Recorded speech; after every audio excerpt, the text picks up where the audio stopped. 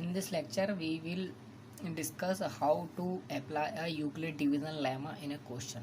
मतलब कि Euclid division lemma का हम क्वेश्चन में कैसे इस्तेमाल कर सकते हैं. फर्स्ट ऑफ ऑल मैं पहले बताता हूँ यूक्लिड डिवीजन लेमा क्या था. हमने प्रीवियस लेक्चर में भी देखा था.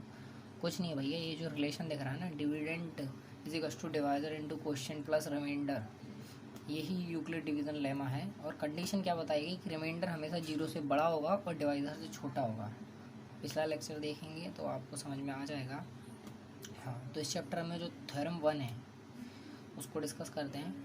वो ये है कि वो कह रहे हैं कोई भी पॉजिटिव इंटीजर हो ए और बी, तो जब हम ए और बी को डिवाइड करेंगे, ए से बी को या बी को ए से डिवाइड करेंगे तो उनके बीच में एक यूनिक रिलेशन बनेगा कुछ वैल्यूज़ का. जैसे ए को अगर मैं बी से डिवाइड करूँ तो जो यूनिक डिवाइज़र आएगा उसमें यूनिक क्वोशिएंट आएगा और यूनिक ही रिमाइंडर आएगा. जैसे 10 को, लेट मी एक्सप्लेन, 10 को मैं 4 से डिवाइड करूं तो जब 10 4 से डिवाइड होगा तो डिवाइज़र तो हो गया 4, क्वोशिएंट क्या हो गया 2, 4 इंटू 2 8 प्लस रिमाइंडर क्या हो गया 2. तो यूनिक क्यों, वो कह रही हैं यूनिक ही क्वोशिएंट आएगा और यूनिक ही रिमाइंडर आएगा. अगर खुद सोचो 10 और 4 का रिलेशन प्रूफ करना होता तो इस मेथड से प्रूफ करना होता. 2 और 2 ये यूनिक आ रहे हैं. यूनिक का मतलब ये नहीं कि एक कुछ और भी आ सकता है, ऐसी बात नहीं. ये भी अलग आ सकता है, ये भी अलग आ सकता है. जैसे 13 डिवाइड 4, एक और देख लेते हैं एग्जाम्पल हम. 13 डिवाइड 4, इस पे देखते हैं. 13 डिवाइड 4, तो वो थ्योरम 1 ये कह रही है कि 13 और 4 का जो रिलेशन होगा डिवाइड वाला वो क्या होगा. अगर हम 13 को 4 से डिवाइड करें तो 4 इंटू 3 प्लस 1 बन रहा है. तो ये जो 3 है ये अपने आप में यूनिक वैल्यू रख रहा है इस रिलेशन के लिए, इस पूरे रिलेशन के लिए. और ये भी, अगर मुझे 3 और 4 का रिलेशन डिवाइड के फॉर्म में प्रूव करना होता, इक्वल प्रूव करना होता, तो यहाँ पे सिर्फ 3 आता और यहाँ पे 1 ही आता और कुछ नहीं आता. तो यही कह रहे हैं where the positive integer a and b, जहाँ पे पॉजिटिव इंटीजर ए और बी को हम डिवाइड करते हैं, these exist a unique value, कि मतलब उसके सिवा कोई वैल्यू आ ही नहीं सकती, q and r which satisfy, कि वो ही वैल्यू उस इक्वेशन को सेटिस्फाई कर सक पाएंगी. तो ये जो इक्वेशन लिखी है a is equals to b q plus r, ये क्या है डिवाइज़र, ये क्या है क्वोशिएंट, ये क्या है रिमाइंडर और ये क्या है डिविडेंट. तो यही है. और यहाँ पे रिमाइंडर छोटा होता है डिवाइज़र से और बड़ा होता है ज़ीरो से. Common sense. हाँ,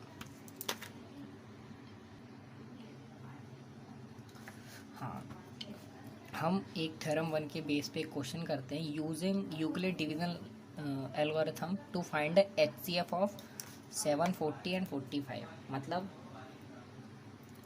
ए हो जाएगा 740 और बी हो जाएगा 45.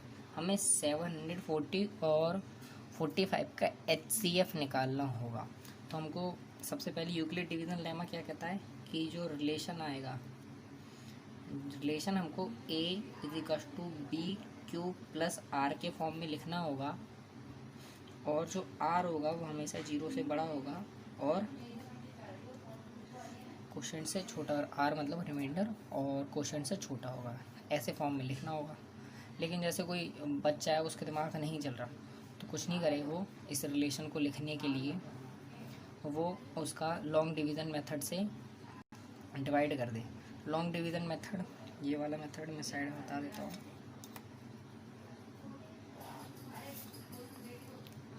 लॉन्ग डिवीज़न मेथड कुछ नहीं होता, ये वाला जो मेथड हमने 8th क्लास में पढ़ा होगा. जो बड़ा नंबर होता है वो डिविडेंट बन जाता है, छोटा नंबर होता है वो डिवाइज़र बन जाता है. लो 740 और 45.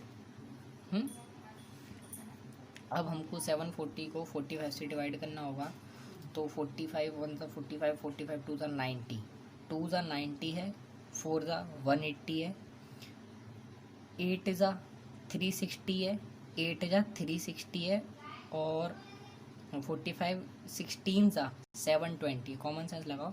45 का डबल 90, 90 का डबल 80, 80 का 180, 180 का डबल 360, 360 का डबल 720। अब इसके बाहर आगे करेंगे तो ये नंबर बढ़ा जाएगा।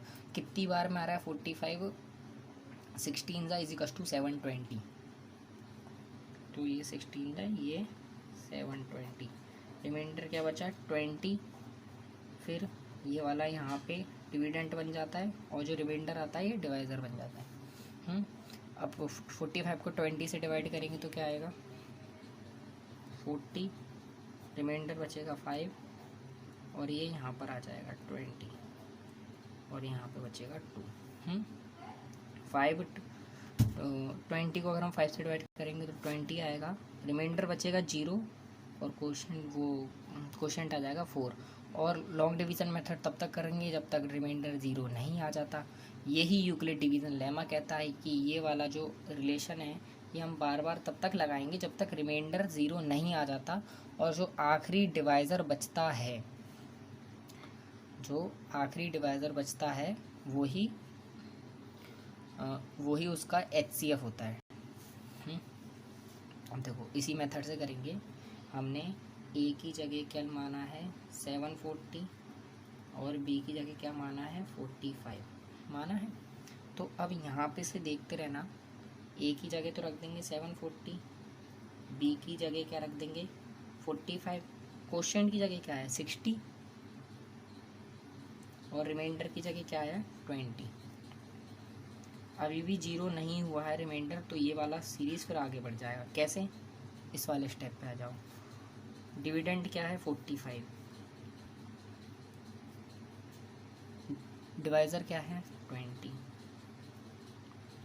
रिमाइंडर क्या आया, क्वोशंट क्या है 2, रिमाइंडर क्या आया 5। अभी भी रिमाइंडर 0 नहीं आया, यहाँ पे भी रिमाइंडर 0 नहीं आया, यहाँ पे भी 0 नहीं आया, तो भी ये फर्दर आगे बढ़ेगा, इस वाले स्टेप पर आ जाएगा।